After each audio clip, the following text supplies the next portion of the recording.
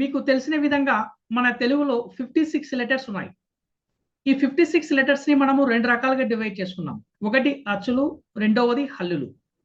ఈ యొక్క అచ్చులనే మనము ఓవెల్స్ అంటున్నాము. హల్లులనే మనము కాన్సోనెంట్స్ గా మనం చెప్పుకుంటున్నాం. అయితే ఈ యొక్క అచ్చులకి హల్లులకి మధ్య ఉండేటువంటి రిలేషన్ ఏమిటి? హల్లులు ఏ విధంగా ఏర్పడ్డాయి? అచ్చు లేకపోతే హల్లు ఉండగలుగుతుందా? ఉండలేదా? ఈ యొక్క హల్లుల వలన ఇంగ్లీష్ లో పదాలను ఏ విధంగా ఇంప్రూవ్ చేసుకోవచ్చు? ఈ యొక్క హల్లుల వలన ఇంగ్లీష్ లో మనము మాట్లాడడానికి ఏ విధంగా ప్రయత్నించవచ్చు?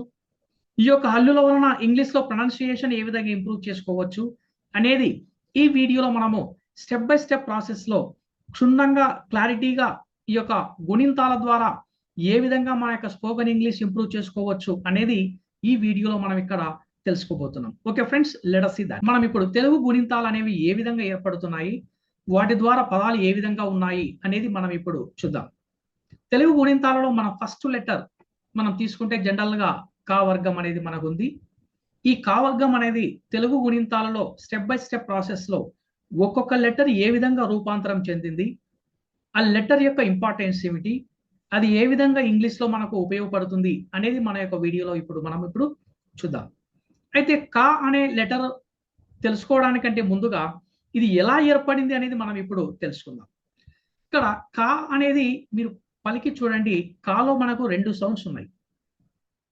క్ ప్లస్ ఆ, క, క్ ప్లస్ ఆ ఇజ్ ఈక్వో క. ఇక్కడ చూస్తే క్ అనేది మనకి ఇది ఒక గుణింతం, ఆ అనేది మనకి ఇక్కడ అచ్చు. దాన్ని మనం ఇంగ్లీష్లో ఏమంటున్నామో ఓవెల్స్ అంటున్నాం. అంటే ఈ రెండు సౌండ్స్ యొక్క కలయిక వల్ల ఏర్పడిందే క. ఈ కాని మనం ఇంగ్లీష్ లో ఏ విధంగా తీసుకున్నాము స్పెల్లింగ్ పాయింట్ ఆఫ్ వ్యూలో? కేఏ, క. దీనికి మనం పదం ఏ విధంగా క్రియేట్ చేశాము? కంగారో, కంగారో. ఒక జంతువు పేరు అనేది మనం ఇక్కడ తీసుకున్నాం. క్ ప్లస్ ఆ, కా. ఇక్కడ మనం దీర్ఘం ఇచ్చి చెప్తున్నాం. ప్రీవియస్ లో మనకు ఫస్ట్ లెటర్ మనకు దీర్ఘం లేదు. కా, కా. కా అన్నప్పుడు మనం ఇక్కడ ఎలా తీసుకున్నాము? క్ ప్లస్ ఆ ఇజ్ ఈక్వో కా. కా అన్నప్పుడు మనము ఇంగ్లీష్ లో లెటర్స్ ఏ విధంగా ఉన్నాయి? కే, ఏ, ఏ, కా. పదం ఏ విధంగా తీసుకున్నాం? Car, car. పలికి చూసినప్పుడు సౌండ్ ఏ విధంగా ఉందంటే దీర్ఘంగా ఉండేటువంటి కా అనేటువంటి సౌండ్ మనకు ఇక్కడ వినపడుతుంది. కా. తర్వాత క్ ప్లస్ ఈ, కీ, కిడ్స్. క్ ప్లస్ ఈ, కీ, కిడ్స్. ఇక్కడ కీ అన్నప్పుడు స్పెల్లింగ్ ఏ విధంగా ఉంది? కేఐ. కేఐ అన్నప్పుడు మనం ఇంగ్లీష్ లో ఏ లెటర్ తీసుకున్నాము, ఏ పదం తీసుకున్నాము? KIT, kids. క్ ప్లస్ ఈ, కీ, కీ, కీ అన్నప్పుడు మనకి ఇక్కడ ఏ విధంగా స్పెల్లింగ్ పాయింట్ ఆఫ్ వ్యూ తీసుకున్నాము? కేఈఈ, కీ. అదే ఇంగ్లీష్ లో మనం పదంగా తీసుకున్నప్పుడు ఎలా ఏర్పడింది? K E Y, key, K E Y, key. తర్వాత క్ ప్లస్ ఊ, కు, కు, కేయు, కు. పదం ఏ విధంగా తీసుకుందాం మనం ఇక్కడ? Kudos, Ku DOS, kudos, kudos. క్ ప్లస్ ఊ, కు, క్ ప్లస్ ఊ, కు. ఇక్కడ ఎలా రెండు శబ్దాలతో ఏర్పడింది?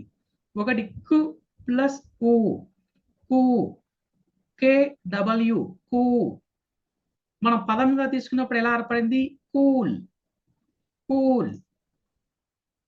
క్ ప్లస్ రు, క్రూ, క్ ప్లస్ రు, క్రూ. ఇందులో మనకు రెండు సౌండ్స్ ఉన్నాయి చూడండి. ఒకటి కు ప్లస్ రు, రెండు కలయికతో ఏర్పడిందే క్రూ. ఈ యొక్క క్రూ అనేది మనకి ఇక్కడ పదంలో ఎలా తీసుకోవాలి? పదం మొత్తం కలిపి పలకకుండా ఈ మూడు లెటర్స్ చూడండి, ఫస్ట్ 3 లెటర్స్ సిఆర్యు, క్రూ అవుతుంది. సిఆర్యు, క్రూ. మొత్తం కంప్లీట్ గా పదం తీసుకుంటే క్రస్ట్ అవుతుంది. సిఆర్యు ఎస్టి, క్రస్ట్. అంటే ఇంగ్లీష్ పాయింట్ ఆఫ్ వ్యూలో మన ప్రొనౌన్సియేషన్ పాయింట్ ఆఫ్ వ్యూలో తీసుకుంటే ఒక పదం ప్యాటర్న్ లో సిఆర్యుఎస్టి క్రస్ట్ అవుతుంది.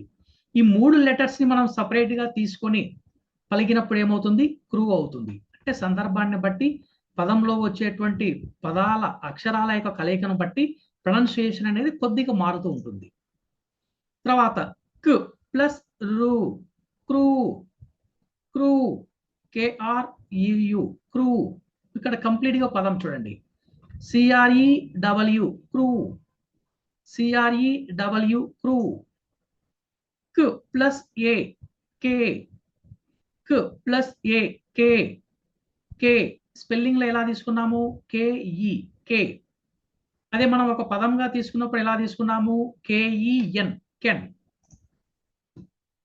కు ప్లస్ ఏ, కే, కు ప్లస్ ఏ, కే, కేక్, కేక్.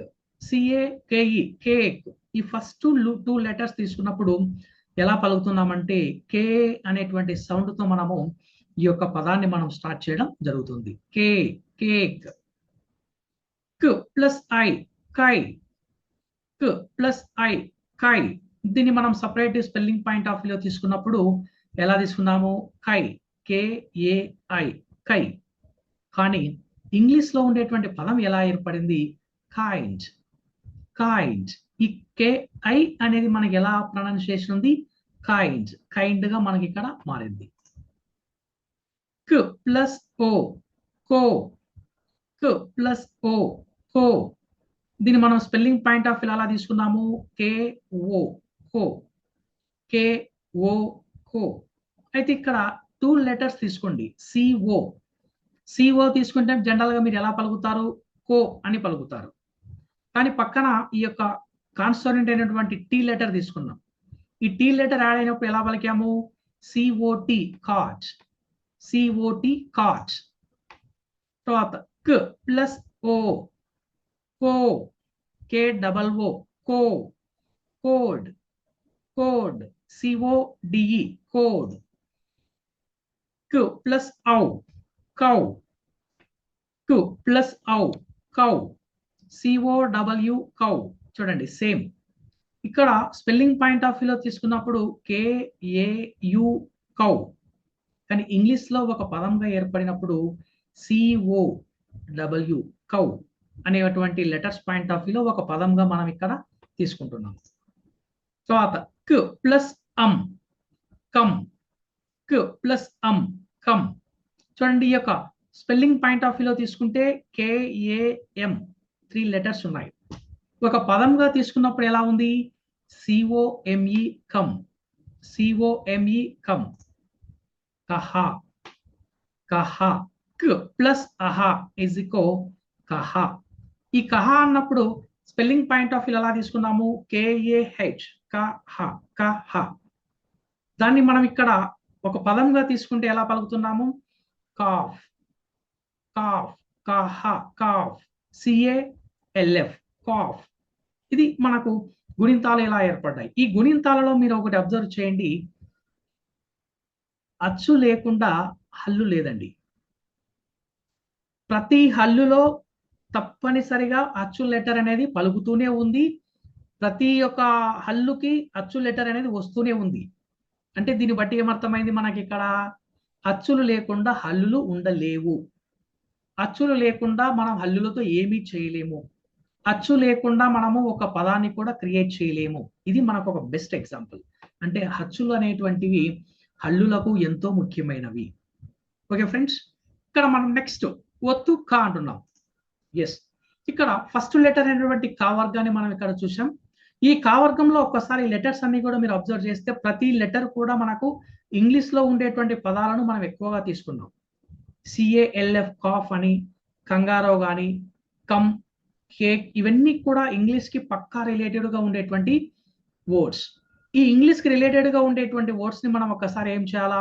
ఈ హచ్చులు హల్లులతో ఉండేటువంటి సంబంధాన్ని ఎలా ఉన్నాయి, దీని ద్వారా మన ప్రొనౌన్సియేషన్ ఏ విధంగా డెవలప్ చేసుకోవాలి, లెటర్స్ ఏ విధంగా ఉన్నాయి, పదాలను ఏ విధంగా ఇంప్రూవ్ చేసుకోవాలి అనేది మీరు ప్రాక్టీస్ చేయగలిగితే మీరు గ్రాడ్యువల్ గా మీ యొక్క ఫ్లూయెన్సీని ఇంప్రూవ్ చేసుకోగలరు.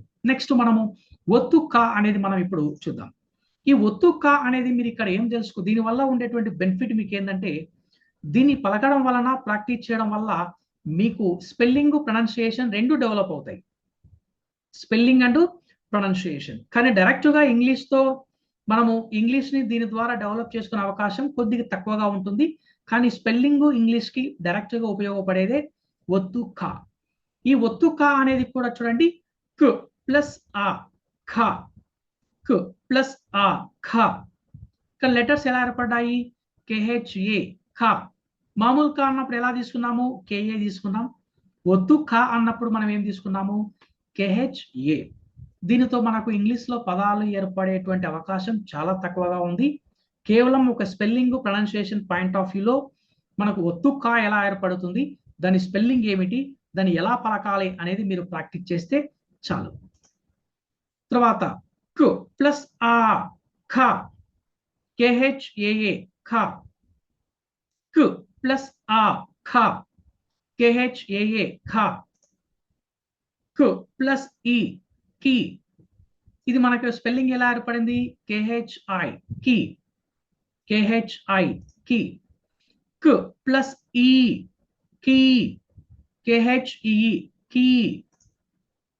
కు ప్లస్ ఉ కు, కు ప్లస్ ఉ కు, KHU కు. కు ప్లస్ ఉ కు, KHUU కు. కు ప్లస్ రు క్రూ, KHRU క్రూ. కు ప్లస్ రు క్రూ, KHRUU క్రూ. కు ప్లస్ ఏ కే, KHE కే. కు ప్లస్ ఏ కే, KHE కే. కు ప్లస్ ఐ కై, KHAI కై. కు ప్లస్ ఐ కై, KHAI కై. కు ప్లస్ ఓ కో, KHO కో. కు ప్లస్ ఓ కో, KHO. కు ప్లస్ ఓ కో, KHOO కో. కు ప్లస్ ఔ కౌ, KHAU కౌ. కు ప్లస్ ఔ కౌ. కు ప్లస్ కం. కు ప్లస్ కం, KHAM. కు ప్లస్ అహా కహ, KHAH కహ. ఇది మనకు ఈ యొక్క ఒత్తు కా అనేది ఈ యొక్క గుణింతం ఏ విధంగా ఏర్పడింది, ఈ ఒత్తు కాకి మరియు హచ్చుకు ఉండేటువంటి సంబంధం ఏమిటి, దీనివల్ల మనకు పదాలు ఏ విధంగా ఏర్పడుతున్నాయి, స్పెల్లింగ్ ఏ విధంగా ఉంది, ఏ విధంగా ప్రొనౌన్సియేషన్ చేయవచ్చు అనేది ఈ యొక్క వాట్ యు కాల్ ఈ యొక్క ఒత్తు కా ద్వారా, మామూలు కా ద్వారా మనం ప్రాక్టీస్ చేయడం జరిగింది. ఓకే ఫ్రెండ్స్, మన కంటెంట్ మీకు నచ్చినట్లయితే ఒక్క లైక్ చేసి సబ్స్క్రైబ్ చేసుకొని మీ ఫ్రెండ్స్ కి కూడా షేర్ చేయండి. మనం ఇంగ్లీష్ లో అద్భుతాలు అనేవి మనం ఇక్కడ క్రియేట్ చేయబోతున్నాం.